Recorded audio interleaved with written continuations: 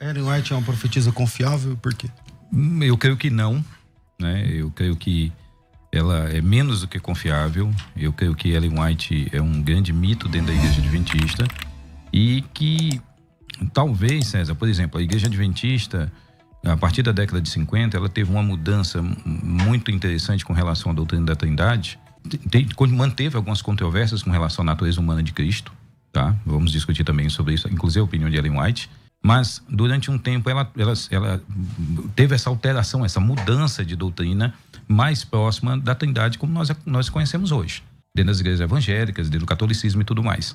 E Ellen White, durante um bom tempo, né, durante todo o tempo do seu ministério profético, ela nada falou sobre isso. E eu quero fazer depois essa pergunta e discutir um pouco, aprofundar mais sobre isso. O papel dela dentro de uma igreja que a vê como o espírito de profecia, não é?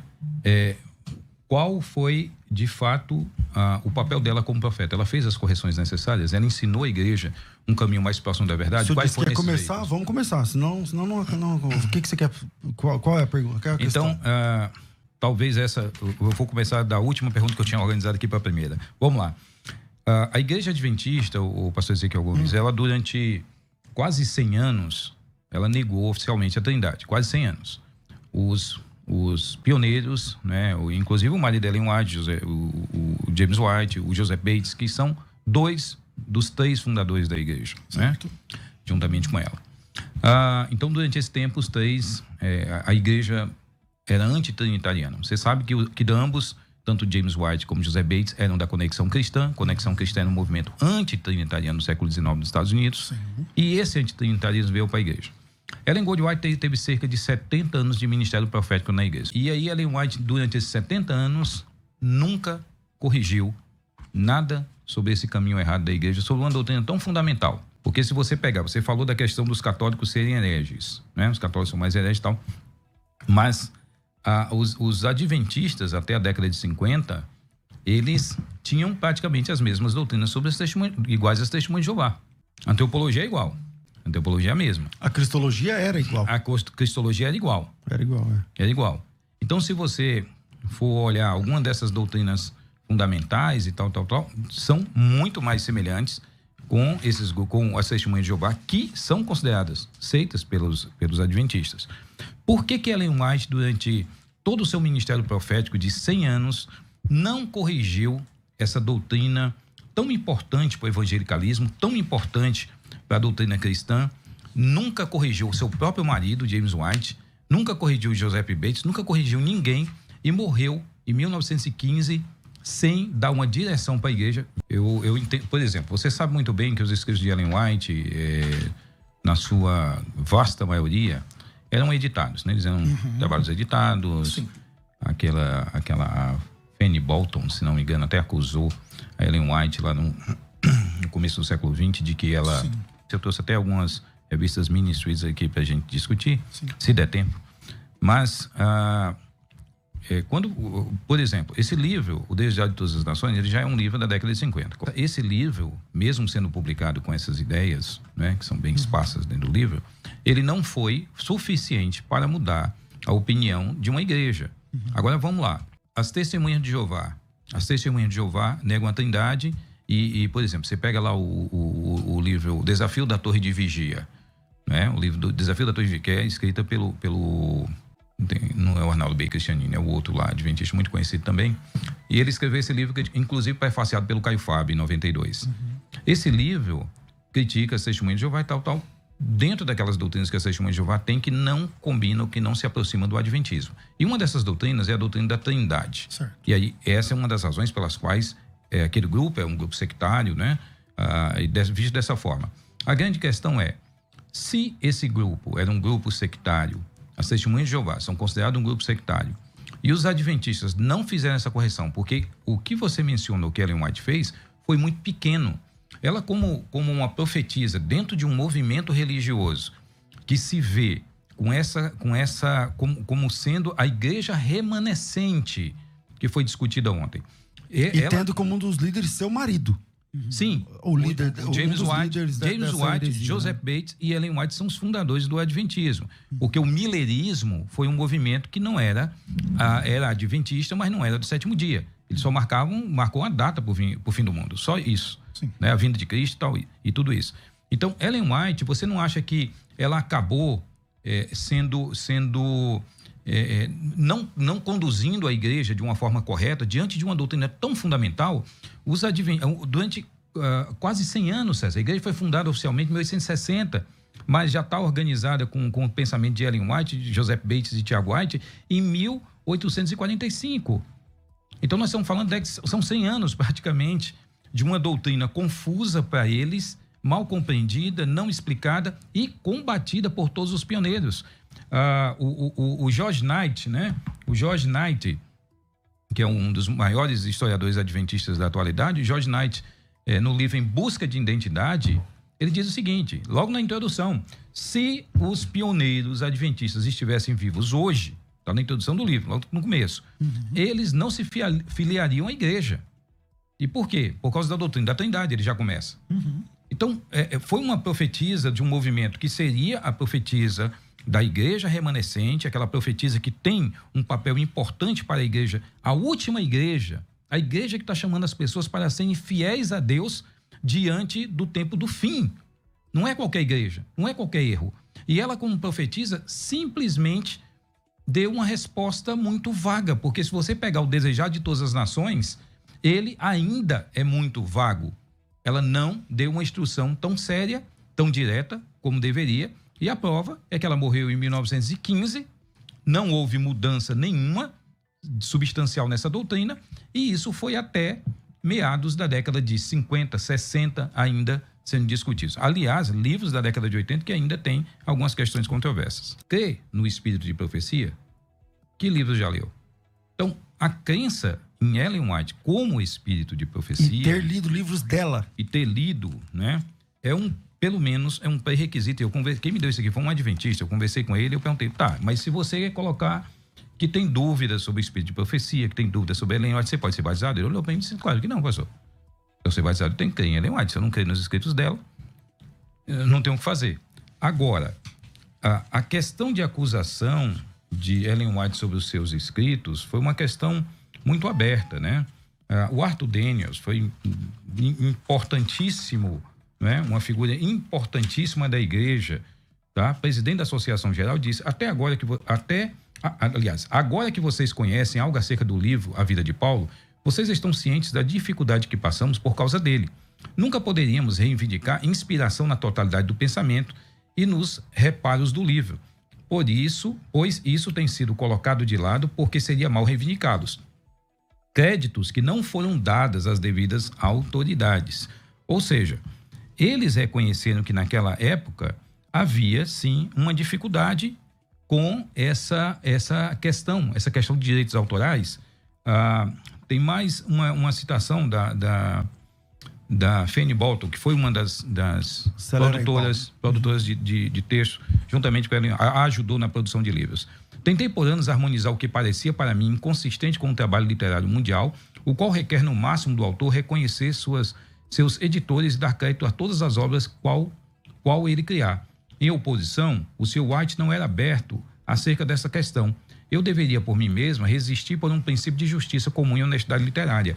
Não é porque houve tentativas de processos à igreja por causa da questão de plágios reconhecidos no século XIX e começo do século XX. Precisa ficar claro, então, que uma coisa é o que os adventistas falam para as pessoas e outra coisa é o que eles falam da porta para dentro. Porque na escola sabatina, bom, é só pegar o que ele está escrito aí na revista que ele acabou de ler, documento oficial da igreja, dizendo que nós, a igreja adventista, cremos que o que a Ellen White fala é inspirado igual aos textos da Bíblia, é o que está escrito aí. A questão na escola sabatina, você como adventista de muitos anos, sabe, quem for adventista que está ouvindo esse programa sabe, e quem não é adventista não vai saber, mas tudo bem. É que é comum na escola sabatina a pessoa falar assim, abre aí as escrituras no Primeiros Escritos, abre aí a escritura no Grande Conflito e vamos não sei o que lá. Quer dizer, no intramuros, Isso tem vídeos, tá? No Intramuros, os escritos da Ellen White, eles são chamados de palavra de Deus, inclusive. Na revista Intramuros da organização, está dizendo que é inspirada, é igual a Bíblia Sagrada. Mas na conversa, não, ela mesma diz tal. Então, quem está certo? A igreja ou que a Ellen White fala? Vamos lá, você falou que a Ellen White é inspirada, né? Temos algumas afirmações de Ellen White. Vamos ver aqui a questão como Ellen White via a questão da masturbação. Boa. Mães, vamos primeiro ver o resultado desse vício, masturbação sobre a força física. Você ainda não percebeu a falta de beleza saudável, de força e resistência de seus queridos filhos? Você ouve inúmeras queixas de dor de cabeça, catarro, tontura, nervosismo, dor nos ombros e do lado, perda de apetite, dor nas costas e nos membros, insônia, noites febris, se sentir cansado de manhã e grande esgotamento após se exercitarem. Você já observou a mortalidade surpreendente entre os jovens? Satanás está controlando a mente dos jovens e temos de trabalhar com determinação e fidelidade para salvá-los. Muitas crianças praticam este vício, masturbação, e isso cresce sobre eles e se fortalece com os anos, até que todas as faculdades nobres do corpo e alma sejam degradadas. As crianças que são experientes desse vício parecem enfeitiçadas pelo diabo, até que elas possam transmitir os seus conhecimentos vis a outros, até ensinando as crianças mais jovens esta prática. A indulgência secreta, masturbação, é em muitos casos a única causa real de numerosas queixas da juventude. Esse vício está devastando as forças vitais, debilitando o sistema físico. Se a prática da masturbação é continuada a partir da idade dos 15 anos para cima, a natureza vai protestar contra os abusos que sofreu, continua a sofrer e vai fazê-los pagar a penalidade pela transgressão da sua lei, especialmente a partir da idade dos 30 e 45 anos, por inúmeras dores no sistema físico. Várias doenças como acometecimento do fígado, dos pulmões, neuralgia, reumatismo, afecção da coluna vertebral, rins doentes e câncer. Quer dizer... Tudo isso como fruto da masturbação. Da masturbação. Ellen White foi criticada no seu período pelo Dr. Kellogg, né, que depois apostatou da igreja, se tornou panteísta. E o Dr. Kellogg, que é o criador dos sucrilhos Kellogg, né? Essa era não esse assunto em si, mas que ela tinha copiado ideias de outros autores e essa era uma ideia comum sobre masturbação no século XIX. Sim. A moda, olha outra declaração de Ellen White, a moda sobrecarrega a cabeça das mulheres com tranças artificiais e almofadas que não contribuem em nada para a sua beleza, mas dão uma forma desnatural à cabeça. O cabelo é forçado em posições desnaturais e é impossível para as cabeças dessas damas que seguem a moda permanecerem confortáveis. O cabelo artificial e as almofadas que cobrem a base do cérebro produzem calor e estimulam os nervos espinhais centralizados no cérebro. A cabeça deve sempre ser mantida fresca, pois o calor causado por esses artifícios força o sangue para o cérebro. A ação do sangue sobre os órgãos inferiores e animais do cérebro, causada por essas atividades desnaturais, tende a gerar imprudência moral na mente e o coração corre riscos de ser corrompido. Com os órgãos animais excitados e fortalecidos, os morais são enfraquecidos. A força moral e intelectual da mente torna-se serva da animal. Muitas damas perderam a razão e tornaram-se irremediavelmente insanas, seguindo essas modas deformantes. No entanto, as escravas da moda vão continuar a enfeitar assim suas cabeças e sofrer essa terrível doença e morte prematura, em vez de ficar longe da moda. Reformador da Saúde, 1º de outubro de 1871. E qual é a pergunta? A pergunta é se Ellen Gold White é uma profetisa de Deus. E o que ela falou foi inspirado. Por que ela ensinou tantas coisas erradas? E eu estou dando um exemplo aqui de saúde. Vai ser outras coisas mais. Entendeu? Corta as mãos que você vive mais. Era isso que o médico ia falar? Não. Mas é isso que eu estou te falando. Se você pegar o texto do Antigo Testamento, dentro daquele contexto, tem uma viabilidade, uma razoabilidade em cada palavra dada ali. O adventismo... No século XIX, nós temos essa dificuldade, então, porque temos que admitir. Ellen White viveu no século XIX. No século XIX já existe ciência moderna, já existe biologia. Claro, já existe... muito mais do que na época de Moisés. Você mencionou a questão... Não, na época de Moisés não existe ciência moderna. A ciência não é empírica. Por exemplo, apesar de que o empirismo não é a única base da ciência, mas é isso que eu quero dizer. Século XIX é uma coisa, pegar um escrito de 15 séculos atrás para tentar comprovar isso, outra coisa. Quando você chega e diz assim, ó, Mateus errou lá, cita Jeremias no lugar de Zacarias e tal. Será que não dá nem para a gente considerar uma outra interpretação mais conservadora que diz assim, olha, Quando isso acontecia, é porque o escritor, quando ele queria fazer... Porque o texto não está ipsiliter como Jeremias escreveu. Então, por que esse texto foi citado dessa forma? Aliás, como Zacarias escreveu. Por que o texto foi citado dessa forma? Porque quando tinha um profeta mais proeminente e se citava 2 profetas num texto amalgamado, você usou a palavra amálgama aí, amalgamado, a primeira coisa que se fazia era dar só o nome ao primeiro, ao mais proeminente. Será que não dá para nós pensarmos dessa forma, no lugar de nós falarmos assim, olha, Ellen White errou, ela é inspirada, mas cometeu erros, então, logo, os escritores bíblicos também têm que cometer o mesmo pecado, o mesmo erro. E aí eu digo, a Bíblia é inspirada, mas tem erros, e aí eu crio a ideia de uma inspiração de pensamento, como a Igreja Adventista segue. A questão não é uma questão perigosa quando eu pego o texto bíblico e tenho que adaptar uma nova realidade por causa de Ellen White? Legal, perfeito. Eu vou aqui caminhar para as considerações finais. Antes, porém, eu quero só lembrar a vocês que são ouvintes do programa, quem está assistindo, ouvindo o programa através de várias ferramentas aí disponíveis, que a Faculdade Teológica Bethesda, com mais de 100 mil alunos, está disponibilizando vagas na Escola de Pregadores. Se você ama pregar a palavra de Deus e quer um curso onde você aprenda a fazer isso de forma muito mais capaz, com mais propriedade, com mais profundidade, com mais segurança, a pregação, o seu chamado, mas em alta performance, o próximo degrau do teu chamado, do teu ministério, vem para a Escola de Pregadores. Para você fazer a sua inscrição, é só chamar pelo WhatsApp 990076844, 90076844. Vou repetir, 90076844. Walter Martin, né, na década de 80, num debate